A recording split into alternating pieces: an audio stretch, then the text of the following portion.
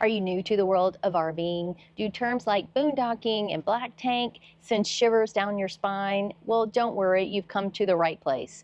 Today, we're going to help you go from nervous newbie to confident camper in no time. When we finish, all those campers who watched you back in will think you're a seasoned RVer. Think campers don't watch you back in? Oh, you really are a newbie.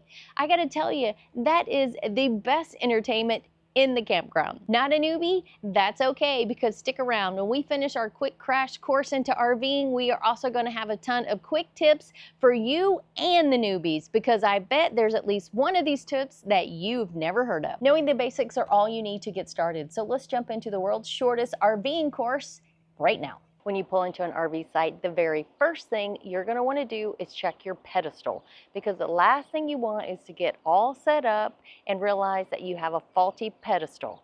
So first thing you want to do is come in and turn off the breaker. Next up, plug your surge protector into the pedestal. This is actually going to test your power before you plug in your RV to make sure there's nothing that can damage your RV electrical system. I actually have a friend of mine who plugged theirs in without a surge protector, and it wiped out her entire electrical system and some of her appliances. So this is an easy way to protect your RV.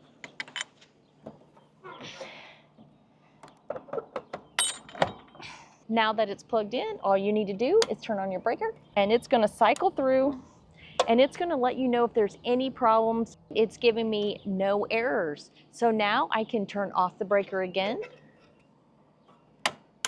RV power comes in two ratings. You can have 30 amp or 50 amp. What's the difference? Well, the difference is the 50 amp will actually provide more power to your RV, and it will allow you to use more appliances at the same time. A 30 amp will allow you to use those same appliances, but you may have to space them out and not use them all at once.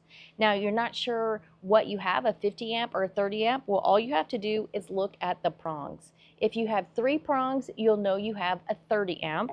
And if you have 4 prongs, you'll know it's a 50 amp. The cool thing is, if you pull into a site and you're at a site with the opposite of what your RV needs, you can easily do what is called a dog bone. This is a dog bone, and this will take us from 50 amp down to a 30 amp. Now, it will not allow us to draw 50 amp worth of power through this. It will only allow us still to have 30 amps, but it does open up the availability to what campgrounds we use, because we can use 50 amp and 30 amp campgrounds. And that is also the same if you have a 30 amp going to 50 amp. Your RV can't handle 50 amps worth of power coming through your RV. All right, now that the breakers are off, you can connect your RV to your pedestal.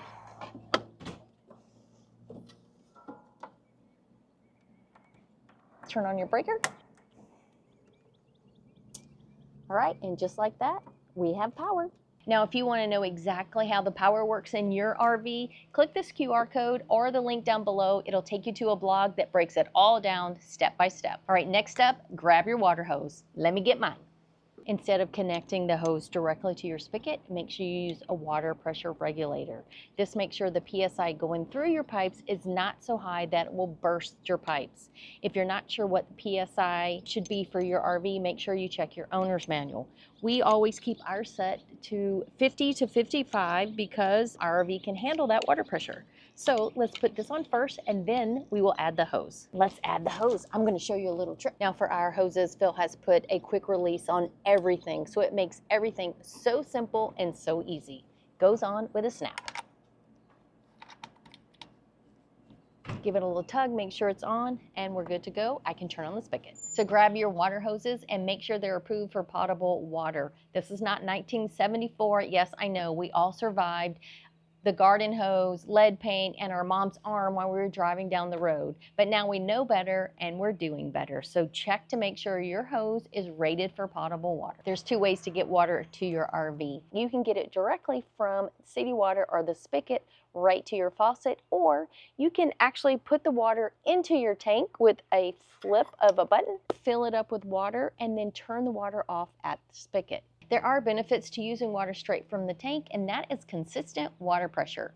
Your water pump is going to give you the same amount of pressure every time it's on. So that is one way to combat low pressures from the campground. Now, this is also the way that you're going to get water if you're boondocking somewhere on the top of a mountain, say in Colorado. Which of these is better? Neither really is better. It's just all personal preference. We have a friend who, even though they have full hookups, will always use water from his tank and use his pump. And then we just will determine when we get there if there's enough pressure. So if there's not enough pressure, we'll switch over to our pump. Now let's move on to the sewer hose. Of course, I'm going to recommend gloves to keep all that gross bacteria and stuff off your hands. That is the last thing you want entering any cuts. Yes, you can wash your hands after, but you don't want anything, just wear gloves. Okay, before we get started, remember, gray tanks will hold your kitchen sink, your shower, and your washing machine if you have one. Your black tank is only from the toilet. When I was a newbie, I thought this thing under the sewer hose was to keep it off the ground. For some reason, I thought we shouldn't put it on the ground, but that's not what it's for at all. The reason people use this is because the sewer hose runs by gravity. So you want to make sure the outlet of your sewer hose is lower than the spot where it connects to the RV. And there will be campsites, surprisingly enough, where the end of the RV hose will be elevated. So this really comes in handy. Now, another thing that is very handy is the clear elbow here on the end of the sewer line. Now, most people, when they're starting out, they're like, I don't want to see that. Well, the reality is nobody wants to see all that, but it is the way that you will know if your tank is clean. So when stuff first starts coming out of your black tank, obviously it's going to be muddy and gross and dark, but as you flush your tank, the water will start turning clear, and then you'll know your tank is empty. Now, when it comes to the tanks, one thing you need to remember is the black tank should always be closed unless you're flushing it. If you open the black tank all the time, the liquids will come out, leaving the solids behind, and that's going to create a poop pyramid that will petrify and just wreak havoc on your black tank. Now, the gray tank, let's throw out some controversy here. You do not have to leave closed all the time. Yes, this is highly debated on every forum online. So we keep our gray tank open all the time. It's easier for us. We don't have to monitor our gray tank on the inside when we have full hookups. Now, occasionally you might get little gnats or bugs that fly up into your gray tank, and you'll see them coming through the shower, or they'll come up through your kitchen sink. All you have to do is go out and close them while you're at that campground. But you don't have to leave them closed for every campground. Now, when you're getting ready to flush your black tank, if you keep the gray tank open all the time, you're gonna wanna close it and get some water in there. So close it the night before and use your showers or a load of laundry to fill the gray tank, because your gray water is going to flush your line after you empty your black tank. As you can see, the gray tank is closed, and that's because I closed it last night because I knew we were going to empty the black tank today. Now, there is a trick to this, so there is an order you should be doing this. You don't come down and just open the black tank right away, because what if your hose is not connected very well and it goes flying? You're going to have a poop mess everywhere. So there is a simple little trick. You just ease up the gray a little bit. Let some of the gray water go down the line. Check your hose. If it is nice and secure, you close it again, and then you open your black tank. Ease it up. Don't do it all at once. That way you know the force isn't going to displace the end of your hose. So let's open it up. And let it flow. And no, I'm not going to show you the rest of the hose, so don't worry. The black tank is empty, so I'm going to close this tank and open the gray. That way I can flush all of this sewer hose and get any remnants out of it. So open it up. Now that the gray tank is empty, you can do one of two things. You can leave it open like we do, or you can close it and just monitor your tanks from the inside. Now, after you finish this thing, there is one more thing you need to do, and that is put water back into your black tank. You always want a layer of water over the contents of your black tank to keep smells down and to help keep it from getting hard and petrified in there. You want everything to say I know this is not a conversation most people want to have, but you want everything to stay wet and not dry out and get hard. That way, when you open the tank, everything flows out. So there are 3 ways you can add water to your tank. The plunger of your toilet and just stand on there and let water flow through your toilet. You can use your shower head and aim it into your toilet, or you can hook your sewer up straight from the spigot to your black tank fill and add water that way. You are going to want to keep an eye on your tanks so you'll know when they need to be dumped. Whether you're boondocking and have to worry about the gray and the black, or you're plugged in and only have to worry about the black tank. You're going to want to keep an eye on this, because the last thing you want is to be in the middle of the shower when the gray starts bubbling up into the shower, or when your toilet starts bubbling up. Don't ask me how I know. All RVs have batteries that will give you power as you unplug and travel from campsite to campsite. And then every time you plug back in, it recharges those batteries. Now, how long your batteries last depend on a lot of things, like your type of battery, the appliances you use when you're unplugged, and how many batteries you have. Generators and solar are alternative ways to power your batteries. If you have a drivable, you will also have a second set of batteries, and these batteries are normally referred to as chassis batteries. These batteries provide power to your engine similar to a car battery. This is just the tip of the iceberg for everything you will learn about RV batteries. I could do a whole class on batteries all by itself. If you are ready to learn more about your batteries, click this QR code or the link down below for everything you need to know about your RV battery. When it comes to RV refrigerators, there are actually 2 types you can have in your RV. First would be one like ours, which is a residential refrigerator. Now, these fridges don't require anything special when it's in your RV. If the fridge in your RV is a RV refrigerator and uses electricity and propane to keep it cool, then there are special considerations for that type of fridge. For those refrigerators, you always want your RV to be level while it's running, because if it's not level, the propane won't get to where it's supposed to go, and it can actually be a safety hazard and cause damage to your fridge. Another thing to know about those types of refrigerators is it is more difficult for the air to circulate. So you don't want to overpack those fridges, and you might want to have a thermometer to go inside to make sure it's cooling properly. This next point has been debated widely all over the internet, but we have never wavered, and we always say you should turn off your propane when you're driving down the road, even if you have a fridge that takes propane to keep it cold. Now, the items in your fridge will stay cold for 6 to 8 hours if your fridge is working properly, as long as you keep the fridge closed as much as possible. So the question is, do you turn your propane off when you drive down the road, or do you keep it on because you're worried about your fridge? Let us know in the comments. Let's debate, but be nice about it. When it comes to staying warm, RVs have up to 3 options. First is a fireplace. If your RV is equipped with a fireplace, you are also going to have an electric heater.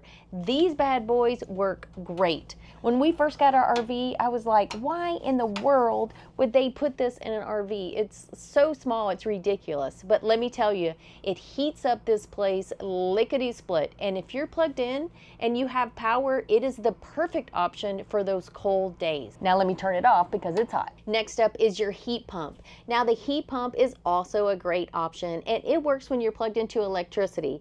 But there is a caveat here. The heat pump can only keep you warm if the temperatures are about 40 or above. Next up is the propane furnace. The furnace can keep you nice and toasty on the coldest of winter days. But just remember, the colder it is, the more you're going to go through your propane. So when you're using it, make sure you keep an eye on those propane levels, because if you run out of propane, you will run out of heat.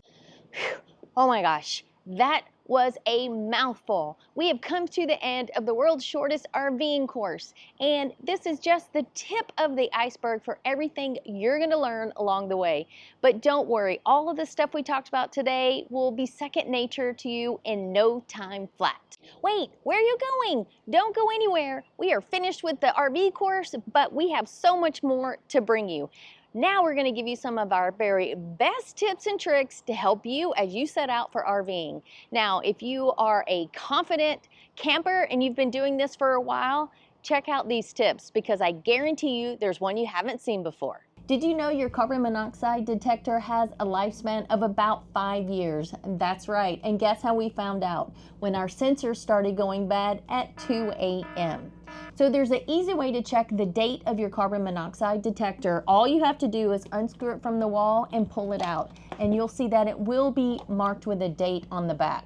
Now, just remember that just because your RV is less than 5 years old does not mean your carbon monoxide detector is not older than that. Sometimes these bad boys will sit on a shelf for a couple of years before they're installed in RVs. So make sure you keep an eye on this so you're not listening to a beep all day and all night. Hello, you've totally busted me chillin', checking out my latest edition of RV Destinations magazine. And you know, this brings us to our next tip, because sometimes the hardest part of RV life is actually trying to figure out where to go next. So today's sponsor, RV Destinations magazine, is going to help you solve that problem. If you take the best thing about your favorite travel magazine, toss in RV life and photos, that is RV Destinations magazine. It inspires RVers to experience the best RV destinations across North America. It has in-depth articles about well-known destinations and hidden gems that you definitely want to know about. One of the reasons I love this magazine so much is because of all their professional photography. When you see the pictures in this magazine, you want to be at that location. Every time I get a magazine, there are a ton of places in here I want to visit. One of the best things about RV Destinations magazine is you get to decide how it's delivered. You can have this hard copy sent right to your mailbox, or you can have a digital copy sent to your inbox. So either way, you get the same amazing photos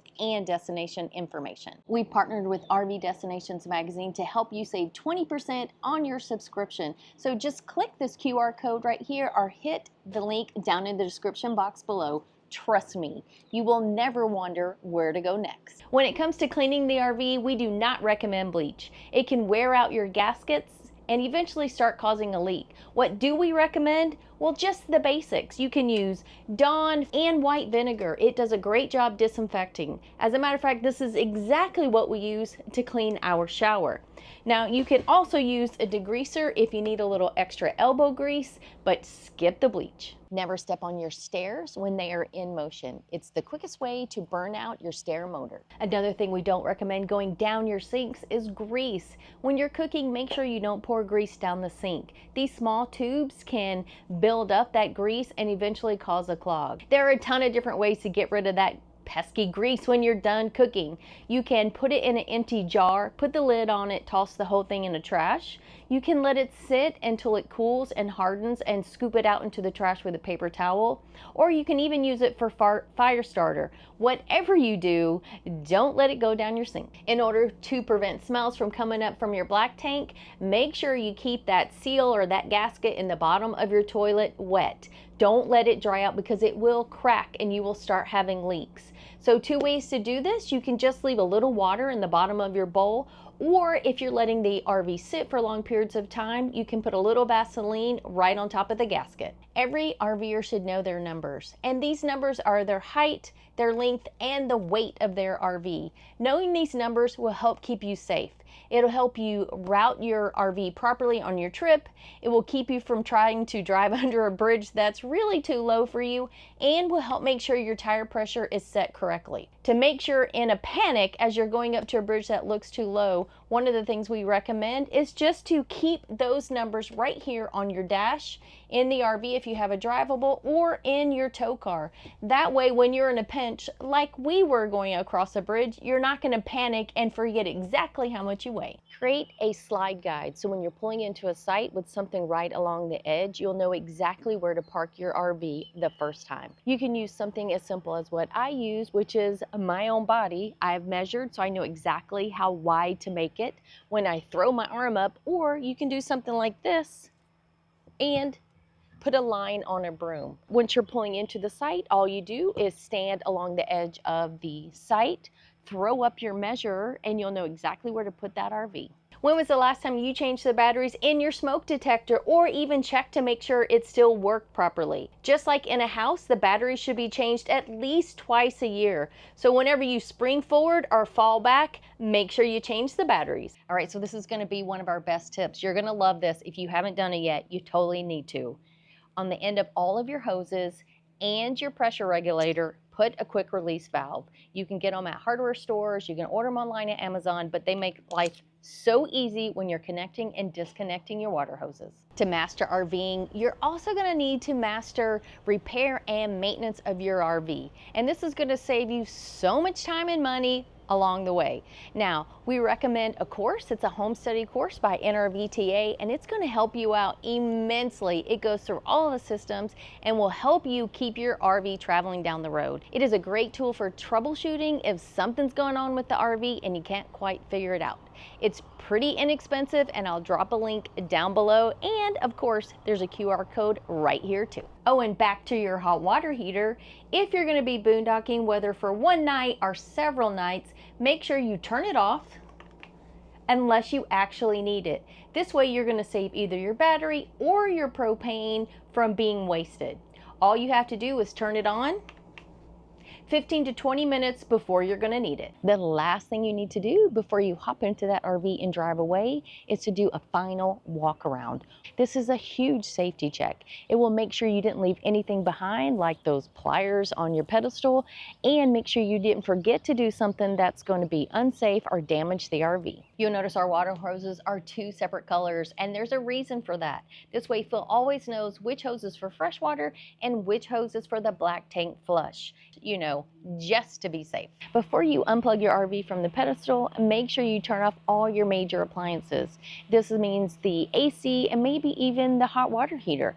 This will make sure that these appliances don't cycle on and cause a power surge to the RV, which can cause damage. All right, confident campers, drop down below to the comments and tell us your favorite tip. What did we miss here that we should have included? All right, that's it for today. If you want more information on RV power or RVing, full-time boondocking, whatever you're looking for, make sure you hit this QR code, because that's going to take you to our blog, and we have a plethora of info over there waiting for you. Thanks for watching. Hopefully next time I'll see you on the road.